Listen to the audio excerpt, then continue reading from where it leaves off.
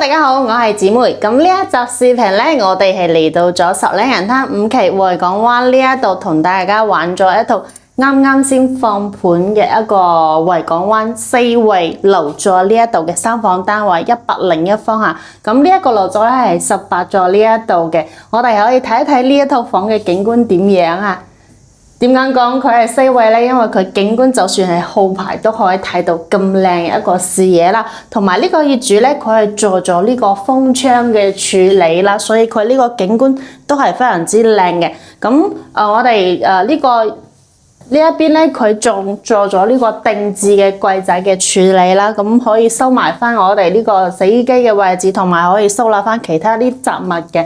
咁成間屋嘅話，業主都係做咗呢個定置櫃嘅一個設計啦，然後全屋嘅咧係一個實木家私嚟嘅，所以咧睇起身非常之新淨，而且保養得非常之好啦。咁佢自己嘅話都係冇點樣去住過嘅，所以呢一套房算係9.9成新啦。同埋咧，佢仲送咗一個車位啦，都係好方便嘅。嚟睇一睇佢一個裝修嘅情況嚇，佢入邊呢啲家私都係實木方嚟嘅，所以睇起身非常之簡單，但係又好應該點講實用嘅。咁同埋可以睇一睇佢呢啲凳啦，都係有呢種藝術感嘅，睇起身比較舒服啊。然後我哋坐喺呢個梳化上面咧，都可以睇到前面呢個海景嘅，所以呢一度嘅一個視野係非常之好嘅。咁呢一度咧係一個躺椅加埋個3人位嘅梳化啦，所以佢空間都係幾大。同埋呢一度咧，佢係放咗一個粒式嘅一個格力嘅呢個櫃機啦，叫做同埋。呢一度一個電視櫃啦，佢做得都係比較實用嘅，因為呢邊佢都係做咗呢個定置櫃，同埋呢一度可以收納翻好多嘢喺呢度嘅。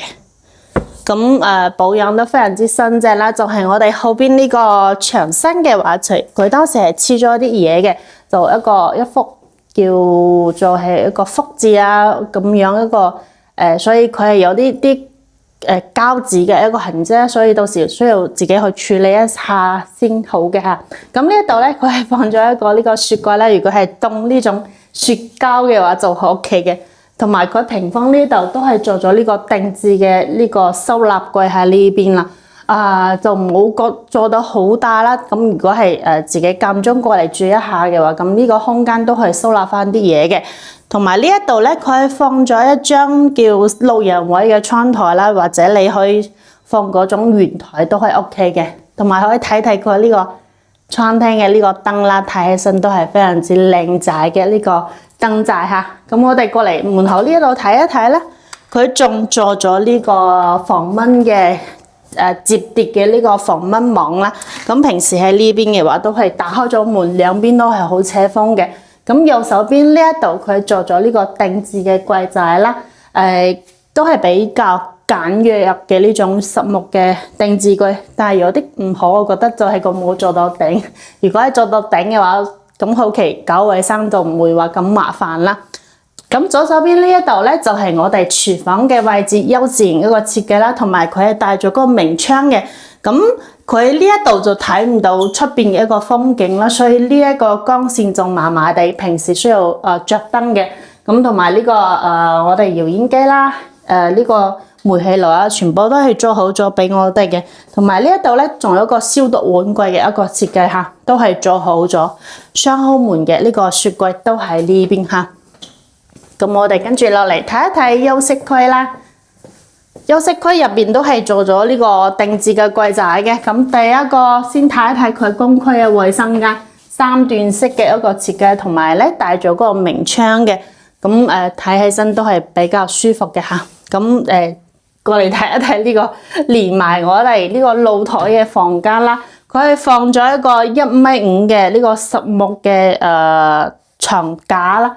同埋呢一度咧都係做咗呢個定制櫃嘅，咁睇起身都係非常之舒服嘅。然後空調咧係我哋一個格力嘅空調啦，同埋呢個房間都係直接睇到我哋出邊嘅一個海景，所以佢視野都係非常之舒服嘅。咁第二間房就係我哋呢個陽光房啦。陽光房咧佢嘅一個床就係放咗一張尾椅嘅。所以佢成個空間都係足夠大啦，或者咧你可以放一張米5嘅床都係 OK 嘅。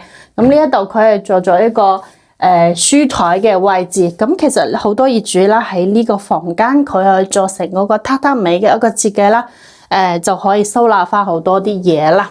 咁過嚟就係我哋主人間呢個位置啦。咁主人間佢係帶咗一個套瓷嘅關室分離呢個設計，仲有咧佢係帶咗個明窗嘅。需要啲力先可以打到咧。咁佢呢個採光其實都係幾唔錯啦。咁門後邊咧，佢係做咗一個定制嘅衣櫃喺呢邊到頂嘅。咁我好中意呢種到頂嘅衣櫃，唔需要搞衞生嘅時候冇咁麻煩啦。咁同埋咧，呢邊仲有一排到頂嘅呢種衣櫃啦，都可以收納翻好多嘢。咁我哋主人間呢度全部嘅一個收納空間咧，都係非常之足夠嘅。同埋呢度睇睇佢有一個景觀係咪好靚咧？即係瞓喺牆上就可以睇到呢種一線海景嘅視野，都係非常之舒服嘅。咁呢一套房咧，現時一個放盤價嘅話係568000呢個總價嘅，然後係加埋咗一個車位啦。咁其實之前咧都有我哋一啲低樓層啦，5樓或者8樓係放售嘅。咁佢一個價錢都係差唔多係50萬左右啦，50萬到538000呢個總價啦。但係呢一套房咧，佢係一個中高樓層，同埋佢仲送咗一個車位啦，而且佢呢個家私都係保養得非常之新淨，可以直接做到拎包入住，同埋佢係做咗一個封窗嘅，所以佢呢個價位嚟講嘅話，性價比都係非常之高，比較慳心嘅一套單位啦嚇。咁我哋今日呢套房咧就全部睇完啦。如果你中意我哋維港灣呢邊後排單位，又想要睇到前面呢個海景嘅話，咁呢一套房都係非常之唔錯嘅。咁我哋下一集視頻再見。如果你想要了解更加多詳細嘅資料咧，可以加我嘅微信啦，或者 WhatsApp 都可以直接聯繫到我嘅。咁下期再見，拜拜。